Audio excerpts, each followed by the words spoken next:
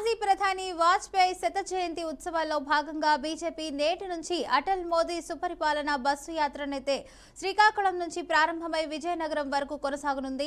ఇక ఈ యాత్ర ద్వారా ప్రభుత్వం చేస్తున్న సంక్షేమ అభివృద్ధి కార్యక్రమాలను ప్రజలకు వివరిస్తున్నారు. శ్రీకాకుళం నుంచి ప్రారంభం కానున్న బస్సు యాత్రలో మంత్రి అచ్చెన్నాయుడు పాల్గొనున్నారు.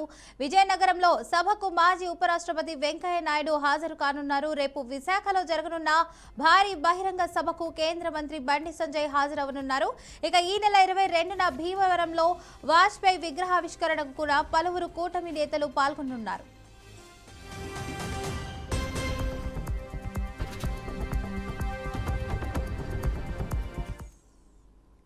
రైట్, ఇక ఇదే అంశానికి సంబంధించి పూర్తి సమాచారాన్ని మా ప్రతినిధి అందిస్తారు. శ్రవణ్, చెప్పండి శ్రవణ్, అప్డేట్స్ ఏంటి?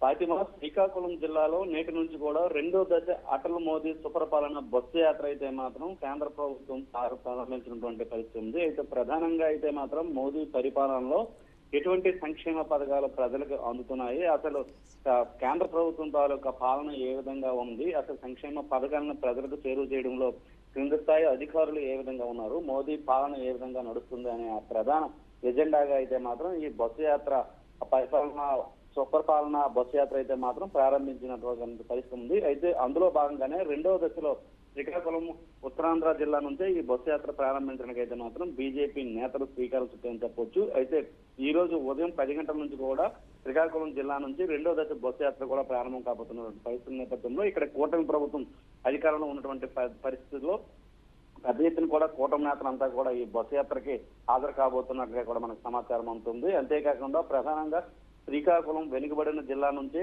ప్రధానంగా ఈ మోదీ సుపరిపాలన బస్సు యాత్ర ప్రారంభించినటువంటి పరిస్థితుల నేపథ్యంలో అయితే మాత్రం ఈ శ్రీకాకుళం జిల్లాకు సంబంధించినటువంటి మంత్రి అయినటువంటి అచ్చెన్నాయుడు కూడా ఈ కార్యక్రమంలో ప్రారంభానికి ఆయన కూడా హాజరవబోతున్నటువంటి పరిస్థితి ఉంది. అయితే ప్రధానంగా ఈ బస్సు యాత్ర శ్రీకాకుళం జిల్లా మీదుగా కొనసాగుతూనే విజయనగరం వద్ద ఏర్పాటు చేసినటువంటి సభకి పెద్ద ఎత్తున కూడా ఆ ప్రజలు కూడా హాజరు కానున్నారు. అయితే ఈ సభకు అయితే మాత్రం ముఖ్యంగా వెంకయ్య నాయుడు గారు కూడా ఈ సభకు హాజరవుతున్నట్లుగా కూడా మనకు సమాచారం ఉంటుంది. అయితే ఈ బస్సు యాత్ర ఈ రోజు శ్రీకాకుళం నుంచి విజయనగరం మీదుగా విశాఖకి రేపు చేరుకున్నటువంటి పరిస్థితుల నేపథ్యంలో అయితే మాత్రం విశాఖలో భారీ ఎత్తున కూడా ఆ సభ కూడా హాజరు చేసినటువంటి పరిస్థితి ఉంది. అయితే ఈ సభకి బీజేపీ అగ్రనాయకుడు అయినటువంటి బండి సంజయ్ కూడా హాజరవబోతున్నటువంటి పరిస్థితుల నేపథ్యంలో అయితే మాత్రం ఈ బస్సు యాత్ర చాలా ప్రతిష్టాత్మకంగా కూటమి ప్రభుత్వం నేతలు తీసుకున్నారు. అయితే అందుకనుగుణంగానే భారీ ఎత్తున కూడా ఏర్పాట్లు కూడా చేయడం జరిగింది.